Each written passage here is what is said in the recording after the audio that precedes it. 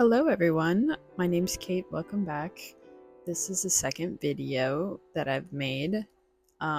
This one is a bit of a different direction than the last video. As well as painting with acrylic gouache, I also use watercolor and regular gouache. And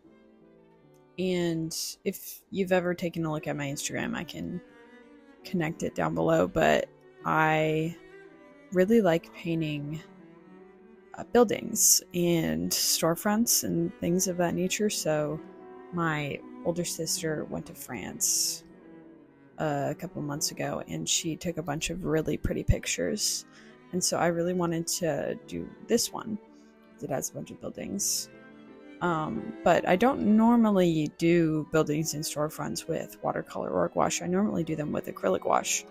So this was honestly a bit of a challenge. So what you saw just in the beginning, I filmed a bit of my time lapse of just sketching. Sketching is actually my least favorite part, probably because I'm the worst at it. Just because I'm not necessarily the best with the perspective drawings or just like making sure everything is the same dimensions and things like that. So it was a bit challenging for me to actually sketch it, and there was at like one point the left side I was really struggling. I just could not get the windows to look like normal windows for whatever reason. And eventually after I'd finished, I realized that they're slightly not in the right direction. If we were actually like if we draw out the lines, they're not in the right direction. But you know, again, you live and you learn. I will maybe be better at perspective drawing next time. So the first thing that I wanted to do, well, with watercolor in general, is just basically get the base layer.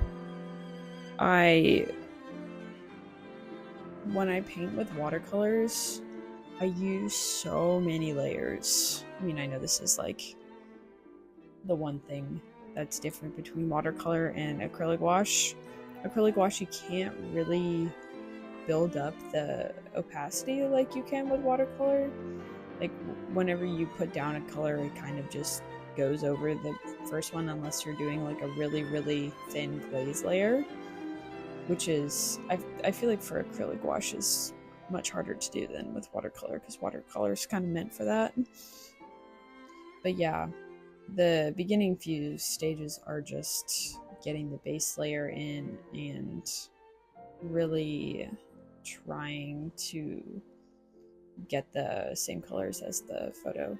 Also, with the reference photo that I took, I don't necessarily think that my colors are the exact replica. I mean, I think I got semi-close, but I do think that reference photo is quite a bit gloomier, I guess, than my painting ended up being. But okay, so another thing that I wanted to talk about was the palette that I have. So I can also link this in the description, but this is from Art Toolkit. I have two of them at the moment. I have a demi palette and I have this folio palette, which is their biggest size. And I am really enjoying my folio palette. It's a lot easier for me to get the amount of color I want when I put them in the pans. For those of you who don't know Art Toolkit, you have the option to buy your own pans, and they come empty, and you basically fill the pans yourself with, you know, whatever paint medium you would like. So the small square pans in the palette that you can see in the video are filled with watercolor, and the larger rectangles and the big squares are filled with gouache. So you can kind of mix and match to your heart's content. And yeah, I really like the convenience of like plein air painting with this, taking it on trips. It's like incredibly thin, and so it makes traveling with watercolors so much easier because you don't have to bring any of the tubes, you don't have to have any of the hassle of actually like taking your watercolor tubes out and, I don't know, bringing a bigger palette. This one's just really easy to carry around with you. So the watercolor that I have in there, most of them are Grumbacher watercolors. And then I recently got a couple new brown tones. I can actually get them out and list them, but so I have the Daniel Smith Sepia. I actually use this color quite a lot in this painting because it's a nice dark brown color. I got the Sennelier. It's actually made with a honey binder, which is really interesting. I got their raw umber and the raw sienna color, which is pretty cool. And then I also got the Winsor & Newton watercolor burnt umber. So a couple of those in there are those new ones, but the majority of them are Grumbacher watercolors. And then the gouache that I have in there are mainly, actually they're all Winsor & Newton watercolors, which I've been really enjoying. Okay, so another kind of funny thing is like right after I paint this next plaque spot, right here it cuts and we don't see how I painted that brown section. I'm actually not sure where that footage went. I swear I videoed it, but I could just be crazy and I never actually videoed it. But sorry about that, I guess. It wasn't a ton of footage. I was mainly using sepia, my Payne's gray, and some of the black gouache to make the black and brown section in between the brown columns.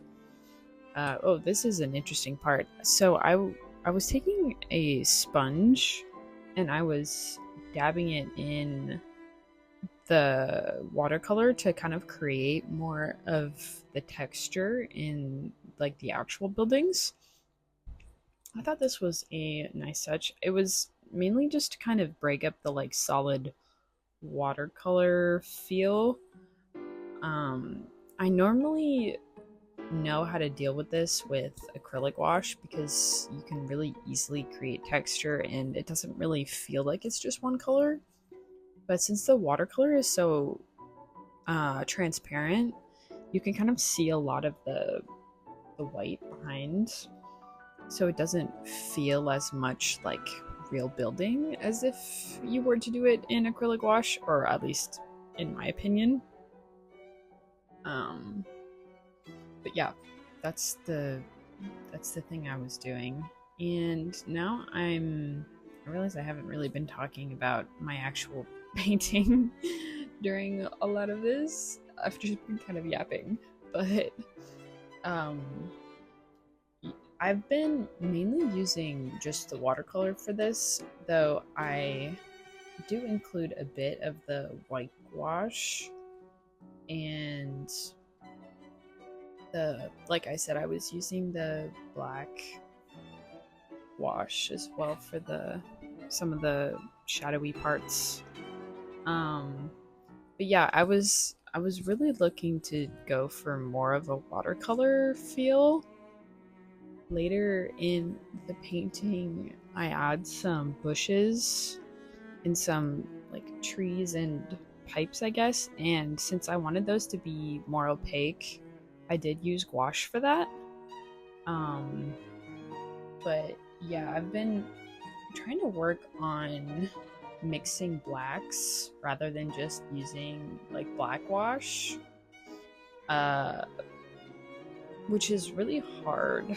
I don't know if you guys have ever tried mixing your own blacks with watercolor, but it's really interesting thing because you have to decide like whether you want it to be more blue toned, whether you want it to be like warm toned and not have any blue undertones,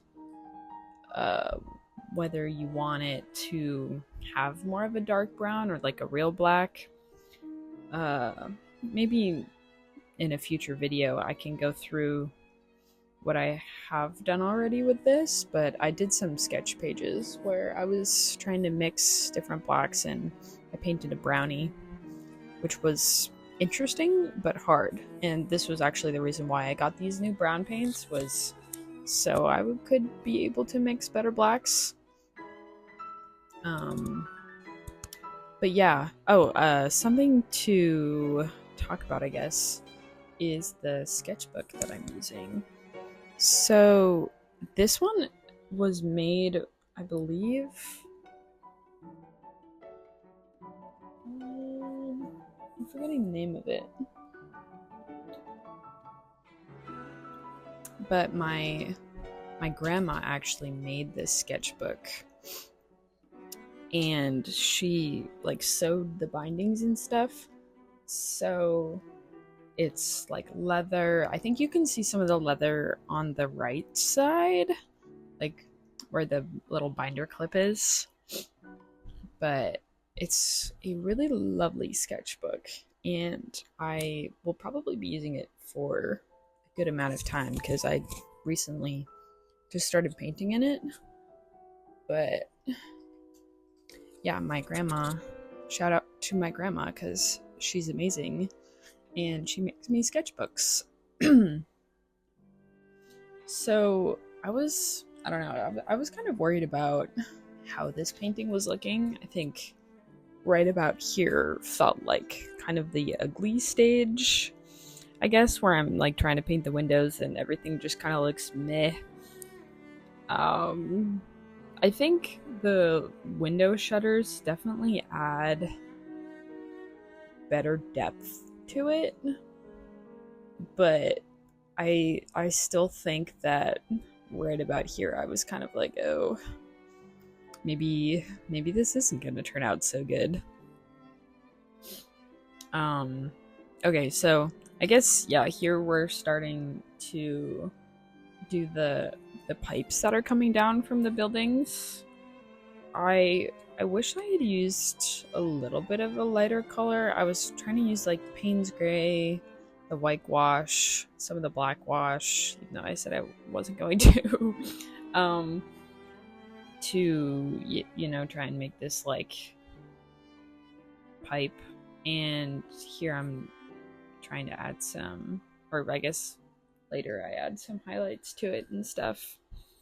But honestly, I think my main problem at this step was just the white road, like, because I hadn't painted anything yet, so I was kind of feeling like something was missing, because obviously the road was missing.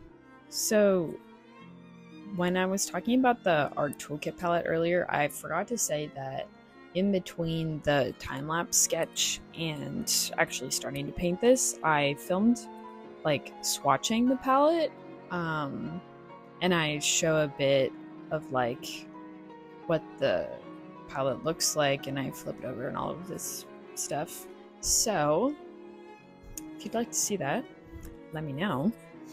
But it is currently filmed, but I haven't actually edited it yet, and it's a pretty short video, but maybe I'd go through and look at my other palette as well that I have from Art Toolkit, though I did move my watercolors from that to this folio palette because I wanted everything to be together because I used them both so much. Okay, so we're actually starting the road. I kind of YOLO'd this, I'm not gonna lie. I didn't really think too hard about how I was gonna start it previously. I was like, oh, maybe I'm gonna do it you know, like, they're not bricks, but like brick by brick type thing, which I eventually do, but that's not really how I started it. So I noticed that like towards the buildings, it was a lot darker. Maybe I'll put the reference photo up here so that you can kind of see what I mean, but there's like a shiny patch, which is like the light coming through from the sky in the middle. And it's kind of, the sky is kind of white in the photo, and I didn't really want to do that necessarily in the painting. But I still wanted to get that same type of vibe where it was like the buildings are kind of shadowing the road, and then there's a shiny patch in the middle for the sky. So that's kind of maybe why I decided to go in with kind of a wash at first. I think especially for watercolor, you know, like anything that you do initially before putting any paint, like washes, for example, really make a difference. So yeah, you can kind of see how much of a difference that's making. I kind of messed up here, that's why I dabbed it with a paper towel. But yeah, you can kind of see the shiny patch that I'm talking about, that I was trying to get here. And I didn't realize this when I was filming, but I did accidentally crop out the bottom part. So sometimes you can kind of see there are times when, like, I guess I kind of edited this out so you can really tell, but yeah, there were times where you can really see what the heck I was doing. Also, there's a bit of a lighting change here. Sorry about that. I was painting in my dining room because I wanted to. So after I kind of did the brick by brick thing, I was kind of feeling like they were pretty light still, like the tiles. And so I went in again with the Payne's Gray, kind of same as I did before, and kind of went over it to add more shadows. And here I'm adding some details with white pen. I initially thought that I wasn't gonna add some of the like foliage, so white pen is usually like my last step, so I was kind of thinking I was done here. And then someone suggested to me that I add the sign in that I'm doing right here. Sorry, that angle was really weird and I did not like that. But yeah, so I'm adding in the sign now, and then I also will be adding the foliage in a little bit. I also switched brushes here like 4 different times because they were really annoying me. And then the other thing that I was doing here, I was adding, there were like, I don't know what they were in the actual photo, maybe like power lines or like things sticking out of the actual building that I kind of wanted to add. Yeah, you can see here. I think there were, maybe they were the balconies or like the window thingies. Anyway, not really sure what they were, but that's kind of what I wanted to add there. And then here we're actually going in with the gouache like I talked about last time.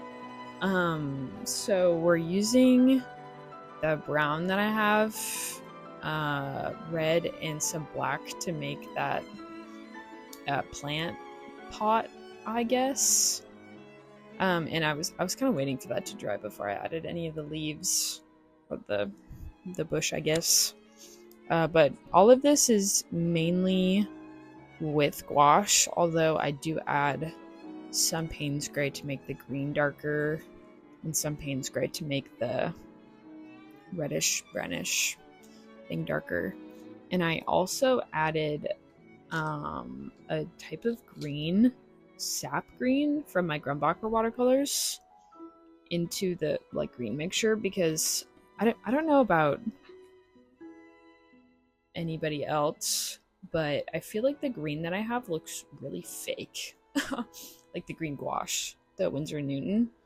And my sap green that I have from one Grumbacher is so much better for whatever reason. So I used some of that.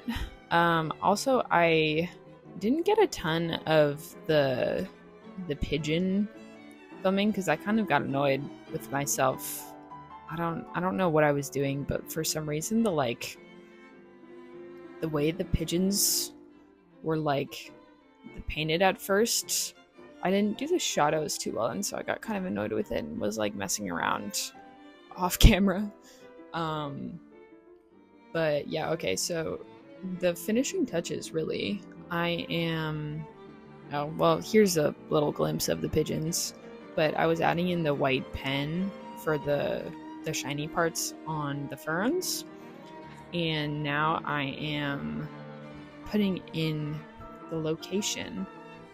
So this was the passage. I actually have no idea how to say that, but it's from France. That is the location, and then for some reason I signed it pretty off screen.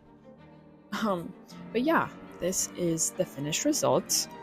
I hope you guys enjoyed it. I think it actually turned out pretty good, and I'm excited for whatever I do next. Thanks for watching.